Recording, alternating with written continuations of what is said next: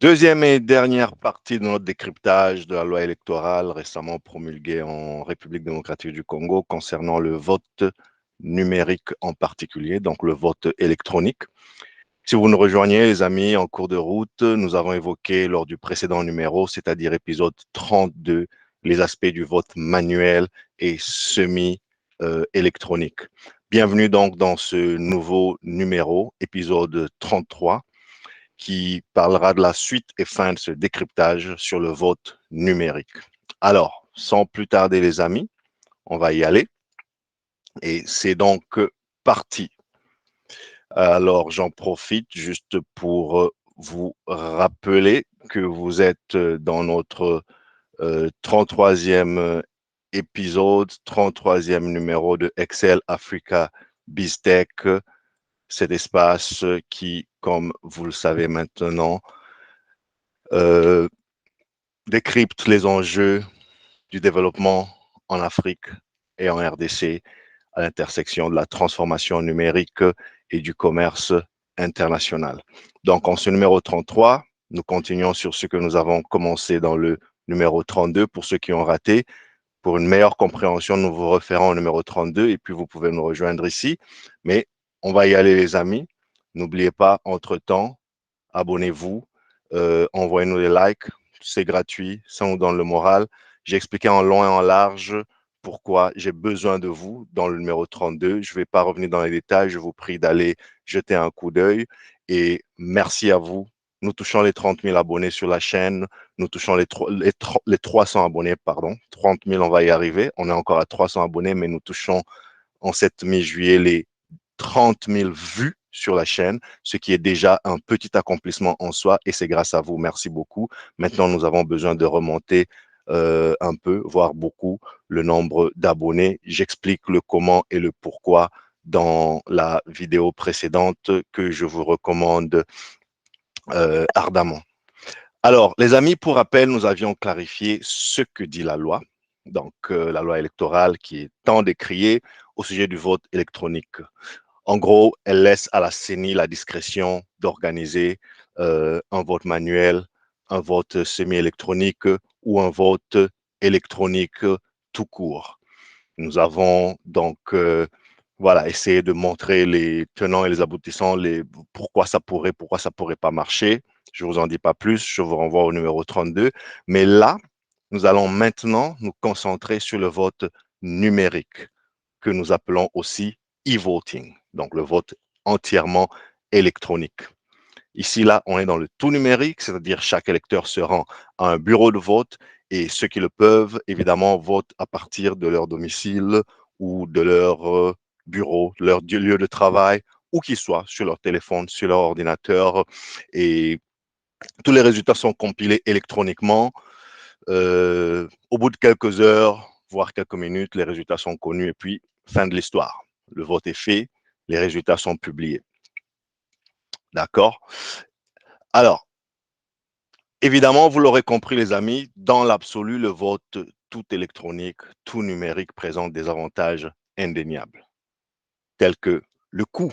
On peut en parler. Premier avantage, c'est le coût. Ça coûte de loin moins cher lorsqu'on considère les coûts d'impression, les coûts d'acheminement, transport, les coûts d'entreposage, de sécurisation des millions et des millions de listes électorales, de bulletins de vote, sans compter les énormes gâchis que nous remarquons souvent, comme lorsqu'on ramasse des bacs entiers de bulletins de vote qui ont été abandonnés, qui ont été jetés dans une déchetterie, dans une rivière, dans une brousse, etc. C'est du gâchis complet, c'est de l'argent qui s'envole comme ça par les fenêtres. Mais un autre avantage, c'est aussi le confort, les amis. Alors, vous votez de partout, vous votez de chez vous, de votre bureau, de où que vous soyez. C'est un avantage certain. Et il y a aussi un autre avantage, c'est la rapidité, tout simplement. Vous avez les résultats quasiment en temps réel, au bout de quelques minutes, au bout de quelques heures, à la limite au bout d'une journée, si jamais il y avait des recours, mais c'est de loin plus rapide, surtout dans un pays comme la RDC, où voilà, les communications, les distances sont tellement grandes et les communications sont improbables. Donc, le vote électronique vous offre cette rapidité-là, comme on le voit sous d'autres cieux, où en temps réel, on peut suivre le résultat, le dépouillement du scrutin. Donc, on peut finalement aspirer à ça que si le vote électronique est, est mis en place et qu'il marche bien. Et ainsi, il nous évite, par exemple, les légendaires retards dans la publication des résultats, qui ouvrent souvent la voie, disons-le, à tant de suspicions, aussi bien fondées qu'infondées. Mais n'oublions pas le véritable parcours du combattant que représente l'acheminement des kits électoraux, l'acheminement des bulletins de vote et le retour pour compilation, pour vérification dans les centres, dans les centres, comment, les différents centres, surtout, comme je vous le disais tout à l'heure, dans un pays continent comme la RDC, où, comme chacun sait, une cargaison électorale, eh ben, elle peut suivre des trajets très sinueux euh, de, voilà, de Kinshasa ou des grands centres provinciaux jusqu'au fin fond où l'élection aura lieu. Et puis, il faut tout ramener.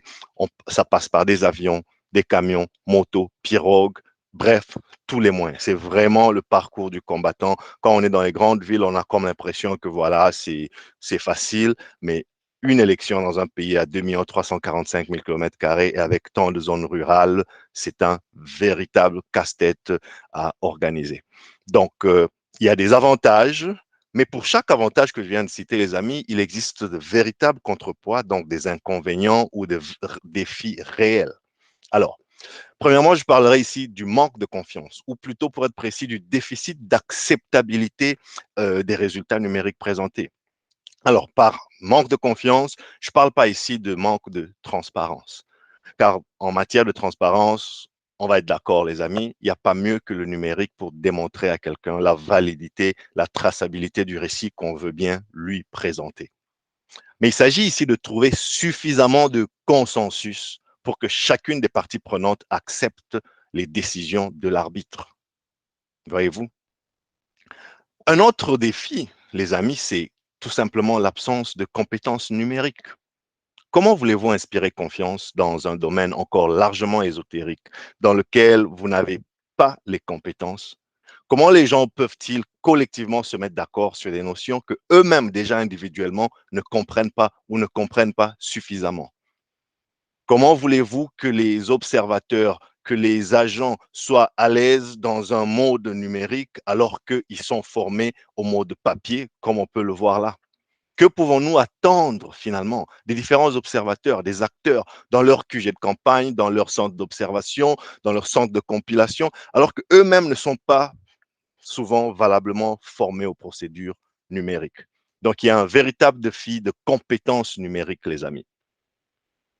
Mais il y a un autre défi, et ça, ce n'est pas le moindre, les amis, c'est la sécurité. Ne nous racontons pas d'histoire, les amis. À ce jour, la RDC n'a tout simplement pas pris la mesure des enjeux de cybersécurité au plus haut niveau. Regardez la porosité de nos frontières, par exemple. Eh bien, je vous garantis que pour la survie de la nation, ce risque-là, ce risque physique-là ne représente rien comparativement à ce que les cyberattaques, par exemple, pourraient représenter dans un pays informatisé. Voyez-vous? Alors, ramenons tout ça un peu sur la RDC, encore plus concrètement dans une image beaucoup plus géopolitique, géostratégique. Les amis, j'aimerais le dire très clairement, la guerre mondiale numérique a bel et bien commencé. Mais hélas, pour la majorité des Congolais, cela est encore un peu une vue de l'esprit. On n'a pas digitalisé grand-chose dans le pays.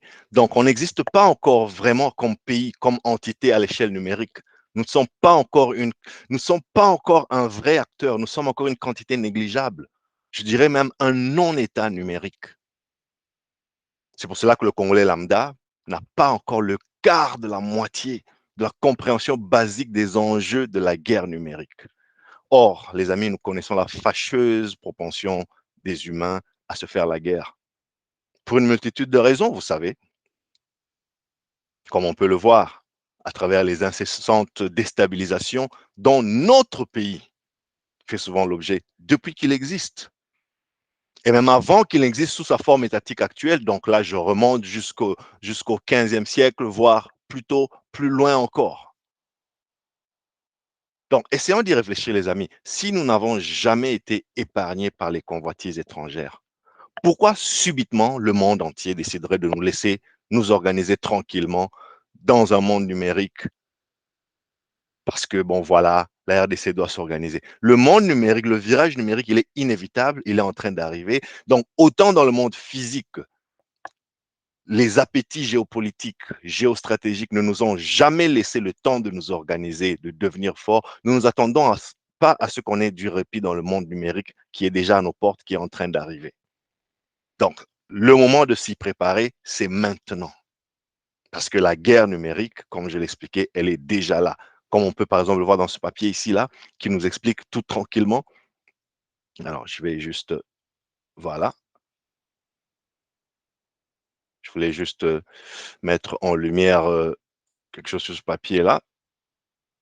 Alors, 71 attaques informatiques ont été perpétrées par des États ou des groupes avec le soutien d'un État depuis 2015. Donc, le conflit, il est bel et bien là. On peut le voir, ça va dans tous les sens. Aujourd'hui, la RDC, quelque part là, c'est encore, comme on disait, un non-État, un nain numérique. Vous voyez que les flux de la cyberguerre se trouvent plutôt dans l'hémisphère nord. Mais attention, les amis, c'est en train d'arriver parce que la digitalisation aujourd'hui, elle n'épargne personne. On l'a vu pendant les confinements, on l'a vu, on pensait qu'on ne pouvait pas travailler de la maison. Mais aujourd'hui, qui eût cru que pendant 2 ans, même les Africains qui sont habitués à sortir tous les matins dans, pour un grand nombre d'entre eux seraient confinés et donc obligés de travailler à partir de systèmes sécurisés de la maison. Et donc, c'est des hôpitaux, c'est des systèmes de santé, c'est des banques. Donc, autant de systèmes potentiellement vulnérables et donc la cyberguerre a déjà commencé et l'Afrique qui avait tendance de croire qu'elle en était épargnée, eh ben, elle n'en est pas du tout épargnée, c'est juste qu'on n'existait pas, on était des nains, on était des non-États numériques. Aujourd'hui, on n'a plus le choix que de jouer dans le jeu, dans le terrain du numérique et donc on deviendra et on est déjà en train de devenir une victime, une cible comme tous les autres pays, comme la Russie envers les États-Unis et vice-versa, comme les pays européens, comme toutes ces nations, comme la Chine. Donc voilà, le temps de se préparer, c'est maintenant et le vote numérique est une incroyable exposition à ce danger. Regardez par exemple l'influence dans les élections, les fameuses ingérences entre superpuissances. On a vu par exemple les USA, les États-Unis, qui eux-mêmes ont la Silicon Valley. Ils pleurnichent jusqu'à ce jour sur la prétendue ingérence de la Russie dans l'élection qui a amené Donald Trump au pouvoir. Voyez-vous, dans un autre registre, on a par exemple la Grande-Bretagne ou le Royaume-Uni, qui n'est pas un nain numérique, loin de là, mais qui aujourd'hui aussi pleurniche, notamment sur l'ingérence de la firme Cambridge Analytica sur le résultat du Brexit. Et là, nous avons un État, la RDC, de toute évidence, complètement inconsciente de la position géostratégique qui est la sienne, y compris dans la révolution numérique, et qui, comme un somnambule, se lève et se dit, se gargarise allègrement. Non, on va donner à notre commission électorale la totale discrétion de potentiellement tenir un scrutin tout numérique. Mais moi, j'ai envie de poser une question. Avec quelle compétence? Quelle expertise en cybersécurité, les amis? Quelle rigueur dans la sécurisation des données? Quelle formation pour le personnel? Quelle sensibilisation aux réflexes de la cybersécurité? Vous savez, il y a des hameçonnages ou ce qu'on appelle phishing, déni de service, cheval de Troie, virus. Il y a toutes sortes d'attaques numériques aujourd'hui. Elles prennent toute forme aujourd'hui. Et plein d'autres menaces. Et comment on sécurise, comment on forme notre personnel dans toutes ces agences critiques pour l'État, comme la centrale électorale, mais comme d'autres agences ou d'autres entités, d'autres entreprises, surtout qui appartiennent à l'État et donc qui détiennent des données souveraines, parce qu'en général, les privés, qu'on le veuille ou non, ils sont plus ou moins à la page, ils ont tellement à perdre, les actionnaires mettent la pression, mais les actionnaires de l'État, c'est moi, c'est vous, c'est nous, le peuple, c'est notre information, c'est notre souveraineté. Quel type de pression nous mettons sur nos dirigeants? Quel type de redevabilité on leur demande en ce qui concerne la sécurisation de nos données? la formation de leur personnel. Et par personnel, ici, je ne parle pas que de la poignée d'informaticiens, par exemple, qui travaillent à la CENI. Je parle de tous les employés et collaborateurs. Vous savez, chacun sait qu'en matière de sécurité, une chaîne est aussi solide que son maillon le plus faible. Donc, en termes clairs, vous avez beau acheter à prix d'or des technologies réputées très robustes, vous avez beau embaucher les plus grands experts mondiaux en la matière, si la secrétaire, si le comptable, si le stagiaire, si le visiteur, ils ont accès au système à travers un appareil infiltré, par exemple, un appareil contaminé comme un téléphone ou un ordinateur privé qui rentre dans votre système, qui rentre dans votre réseau, eh bien, c'est déjà un boulevard pour tous ces malfaiteurs. Donc, il faut un peu qu'on soit sérieux. C'est un peu, j'ai l'impression que on n'a pas vraiment compris les défis du vote entièrement numérique. Si c'est une blague, moi, je ne veux plus rigoler, car c'est tout simplement plus drôle ce qui se passe dans mon pays. J'ai l'impression de voir, c'est un peu comme un gamin de 5 ans là, qui enfile son costume de Superman, qui se tient au-dessus le toit d'un gratte-ciel, prêt à sauter. Ben, ça s'appelle se cracher en direct, les amis. Au catch américain, il y a une belle formule. On dit, ne faites pas ça chez vous. Don't try this at home. Savez-vous qu'il est tout à fait imaginable, les amis, qu'un système électoral, par exemple, entier, soit piraté par une entité ennemie pour orienter les résultats dans un sens comme dans un autre, ou pire encore, pour faire du chantage à tout un pays. Et on en a vu déjà des exemples. Donc, dans un pays où voilà plus d'un mois, chez nous, en RDC, que le pays déjà est en mal de souveraineté, qu'une partie de notre pays nous échappe, une partie physique. On parlait de la ville de Bunagana, de ville stratégique. C'est quand même 5 millions de recettes douanières mensuelles, les amis, qui depuis un mois sont entre des mains d'ennemis et on n'a pas l'impression qu'on est en train de la récupérer. J'imagine qu'on y travaille, mais c'est un centre crucial. C'est pas n'importe quelle ville. Donc, si on peut déjà être comme ça, un mois après, une ville de notre pays est entre les mains d'ennemis, eh ben, dans le même temps, on peut quand même se questionner lorsqu'on voit organiser à gauche, à droite des concerts, des prières pour la paix. Bref, on fait comme si de rien n'était. Un pays qui ne développe aucun logiciel, un pays qui importe tout. Eh bien, dans un tel pays, moi, je ne serais pas surpris qu'on organise l'élection numérique et que, disons, 3 mois après, on en soit toujours à attendre les résultats, la publication, parce que vous savez, il y a un petit groupe de jeunes hackers, étudiants russes, kazakhs, chinois, canadiens, qui, juste pour s'amuser, ont décidé de pirater, de confisquer tous les résultats électoraux. C'est tout à fait faisable. C'est pas de la fiction, ça. C'est des choses qui peuvent se faire. Surtout quand on a un pays qui a quand même une propension à ne pas se prendre au sérieux, comme là, dans le monde physique. C'est rien de numérique. On a une ville de notre pays qui, depuis un mois, échappe totalement au contrôle de l'État. On nous dira qu'on y travaille, on nous dira de ne pas paniquer, on nous dira ci, on nous dira ça, mais c'est quand même pas normal. Surtout lorsque dans le même temps, ben, on a l'impression que voilà, c'est business as usual, la vie continue. Donc on va aller mettre toute notre souveraineté électorale dans le numérique. On se retrouvera avec des petits hackers de rien du tout qui vont arriver à déjouer nos systèmes et voilà, le pays entier sera là, paralysé. Ben, vous savez quoi, on enverra comme toujours des émissaires étatiques discuter avec des petits jeunes adolescents en Russie, en Chine, au Kazakhstan ou au Canada pour aller organiser, voilà, négocier avec les petits jeunes, les petits adolescents. En parallèle, on organisera un ou deux concerts pour la mobilisation, pour convaincre les jeunes hackers de nous rendre, s'il vous plaît, nos données électorales pour l'amour du ciel. Et voilà, c'est un peu comme ça que nous, on fonctionne. On va prier, on va prophétiser, on va allier quelques démons qui passeraient par le stade de martyr, qui auraient le malheur de passer par là ces jours-là, et parce que voilà, on ne sait pas faire autre chose. On est quand même un état faible en ce moment. Et donc, il faudrait qu'on travaille sur nos vulnérabilités et que l'on ne s'expose pas plus qu'on ne l'est déjà. Franchement, tout ça, c'est quand même assez désespérant, les amis. Moi, j'aime mon pays à mourir. J'aime mes compatriotes, mais à en crever. Mais vous conviendrez avec moi que parfois, c'est juste un peu fatigant. Alors, je vous invite à y réfléchir. chers dirigeants, mais surtout, au-delà de réfléchir, faisons quelque chose. Ayons l'humilité de reconnaître nos limites. Vous savez, la transformation numérique dans son virage actuel, surtout, c'est quand même un domaine relativement récent chez nous. Ben, les mauvaises langues diront même que c'est un domaine qui n'est pas encore arrivé chez nous. Alors, faisons-nous entourer des personnes compétentes. Chers dirigeants, faites-vous entourer des personnes compétentes qui ont compris les enjeux, notamment de cybersécurité et de la transformation numérique, et qui aiment ce pays-là. Parce que les gens qui ont compris, il y en a dans tous les pays.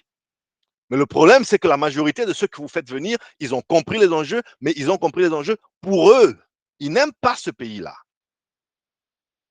En tout cas, ils n'en ont rien à faire. Donc, s'ils peuvent faire quelque chose pour, c'est tant mieux, mais eux, ils viennent d'abord pour se servir.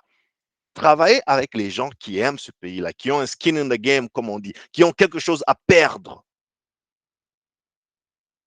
Ça s'appelle l'intelligence. Toutes les nations travaillent avec leurs ressortissants, surtout lorsqu'il s'agit de domaines critiques.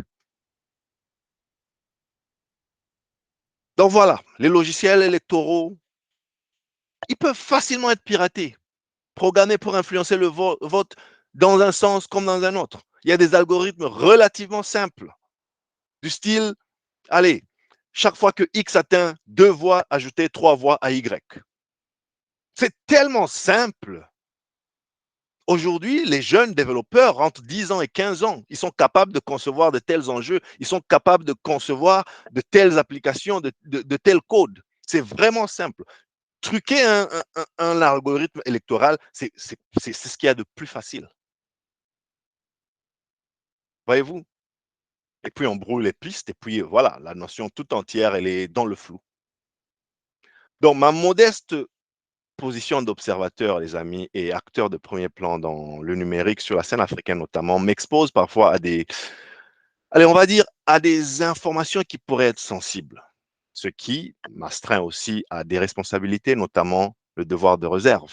Donc, je ne dirai pas ici tout ce que je sais sur l'architecture numérique, par exemple, autour des systèmes informatiques en rapport avec les élections, notamment en RDC.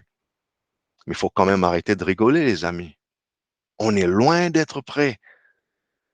Il ne faut même pas oser, il ne faut même pas jouer avec cette affaire de le vote pourrait être numérique. Je sais que les législateurs, ils mettent ces possibilités-là, mais ce n'est même pas une possibilité pour nous. C'est mi-numérique, on se débrouille tant bien que mal. Manuel, ça sera compliqué. Bah, on l'a fait peut-être avant, mais ça sera compliqué vu l'étendue du pays, vu les coûts, vu tout ça. Mais le tout numérique, les amis, il faut oublier. Ou alors, il faut se préparer. Mais bon, là, l'échéance de 2022, c'est 2023, c'est demain. Je ne sais pas comment on fait pour sécuriser la République entière. Enfin, moi, je comprends pas. Je comprends pas cette idée. Peut-être qu'on l'a fait. C'est une loi qu'on a tissée pour les générations futures, qui pourra servir de jalon, mais je comprends pas. Je comprends pas même l'idée de mettre le tout numérique dans une organisation d'une élection dans la décennie ici, là, dans mon pays. Je comprends même pas qu'on ait osé y penser, le tout numérique. Parce que c'est clair, l'article 47, il est très clair. Il donne à la CENI la possibilité d'organiser soit le vote numérique, soit le vote manuel, soit le vote semi-informatisé, donc semi-numérique. C'est une folie, les amis. Je n'ai pas d'autre mot. C'est absolument une folie, la partie numérique là. Alors, donc, moi, c'est ce que j'avais à vous partager là-dessus. Mais je pense qu'on se moque quand même de quelqu'un dans cette affaire. Je ne sais pas de qui on se moque, mais on ne peut pas se moquer de nous-mêmes éperdument et éternellement comme ça. Alors, évidemment, les amis, que je suis pessimiste, c'est la moralité un peu. Je suis même catégorique sur la catastrophe certaine que ceci représenterait. L'usage expérimental, disons-le, c'est l'usage expérimental du tout numérique. Je dis expérimental parce qu'on ne le fait nulle part ailleurs et du coup, on débarque, on dit, on va le faire pour les élections ou on pourrait le faire pour les élections. C'est un usage complètement expérimental dans un sujet aussi explosif. Très bien réfléchi. Oui, je sais, ça semble contradictoire de la part de quelqu'un comme moi, qui a dédié sa vie à réfléchir et à agir sur ce qui peut et doit être digitalisé pour développer son pays. Mais les amis, mon argumentation n'est pas que la technologie pour y arriver soit inatteignable. ni même que l'homme congolais soit fondamentalement incapable d'assimiler ces enjeux. Mon argument, c'est plutôt qu'il faudrait arrêter de faire semblant. Il faudrait arrêter de donner l'impression qu'on croit vraiment à la tenue d'élections crédibles, transparentes, organisées dans les délais, alors même, les amis, que l'intégrité du territoire, sa souveraineté, la souveraineté de l'État, il semble loin d'être acquis, les amis. D'ailleurs, j'irais même jusqu'à dire l'idée même d'organiser ce cirque national que nous appelons élection, à la fréquence actuelle, c'est-à-dire tous les 5 ans, sous le format actuel, c'est-à-dire au suffrage universel, et dans les limites que nous nous sommes imposées, c'est-à-dire à un tour. Tout ceci me paraît tout à fait ridicule, les amis. Pourquoi nos dirigeants sont-ils chroniquement incapables d'imaginer des modèles endogènes, plus représentatifs du fonctionnement de notre société? À quand la fin de cette obsession abrutissante du copier-coller, de l'imitation sans adaptation aucune? Bref, jusqu'à quand serons-nous un peuple complexé? Je sais que nous reparlerons de ce sujet, les amis, car il n'a même pas encore commencé à défrayer la chronique. Vous connaissez le tapage médiatique dans notre pays à l'approche des échéances électorales. Et d'ici à 2022, je peux vous rassurer qu'il y aura encore beaucoup d'eau qui va couler. D'ici à 2023, par exemple, on est en juillet 2022, donc dans l'année qui nous reste, entre maintenant et fin 2023, il y aura encore beaucoup d'eau qui va couler sous les ponts, les amis. Ça, je vous garantis, connaissant mon pays. Mais malheureusement, à l'heure du tapage, il me semble que les jeux seront déjà faits depuis longtemps. Les dés seront jetés depuis longtemps et on aura droit aux fanfaronnades habituelles. On aura droit à quelques pauvres naïfs qui vont se faire envoyer à l'abattoir dans les rues pour revendiquer je ne sais quelle issue qui, par ailleurs, aura été scellée depuis longtemps. Il y aura, hélas, probablement des vies innocentes, inutilement perdues, des enfants d'autrui qui seront envoyés dans les rues pour se faire massacrer comme du bétail, des familles inutilement endeuillées, et tout cela pour une cause, je le répète, perdue d'avance. Tout cela à cause d'une élite qui aura failli à son devoir de diligence, son devoir d'éclairer, de protéger les moins outillés, les moins informés, les plus faibles, les plus vulnérables d'entre nous. C'est triste, les amis, mais c'est vrai. Ben vous, vous êtes d'accord? Vous n'êtes pas d'accord? Dites-moi ce que vous en pensez en commentaire. Dites-le moi librement. Ce sujet participe éminemment à la sécurité, à la souveraineté même de notre pays, de notre continent.